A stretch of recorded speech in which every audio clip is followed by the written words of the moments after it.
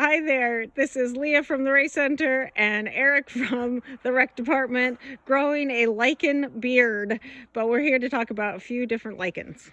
Yeah, I don't know if this is a good look for me or not, but so lichens are amazing organisms, and they're one of my really favorite things to study, because the more you look into it, the more complex and the bigger the story becomes. We're just going to go over kind of the three basic forms of it. So it's just kind of taking lichens and kind of putting them in three different categories, so it's easier to kind of identify what you're looking at. But you can look at it as fruit, foliose, and crust. So crustose, foliose, and fruticose.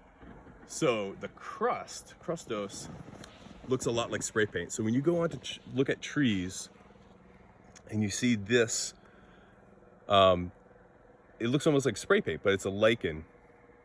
And this is, I believe, fluffy powder. And then this one right here is really cool. This is called bloody heart. So they're almost like paint, like I said.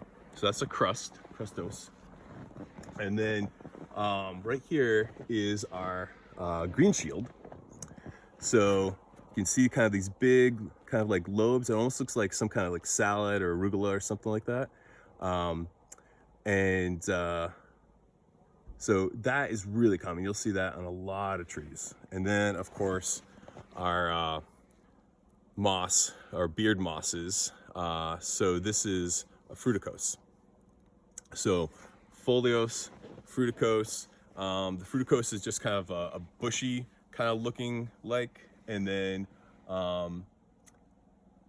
these tend to just have these big kind of like lobes. So that's another way to separate those. The thing I really find fascinating about lichens, there's tons of medical uses for them.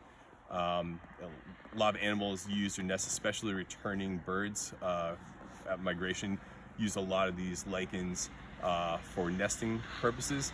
But the really interesting thing is that it's two organisms, sometimes three, but mostly two different organisms, an algae and a fungi. So the algae is kind of sandwiched between the fungus. They both get something out of this relationship. The fungus tends to get most of the food and most of the benefits, as the algae gets kind of a structure to grow in. But it's just an amazing example of mutualism, two organisms coming together and working together and being one organism. They're not plants, even though they look a lot like plants, and they're not an animal. So they're kind of under that umbrella of fungi, but just amazing organisms. Awesome.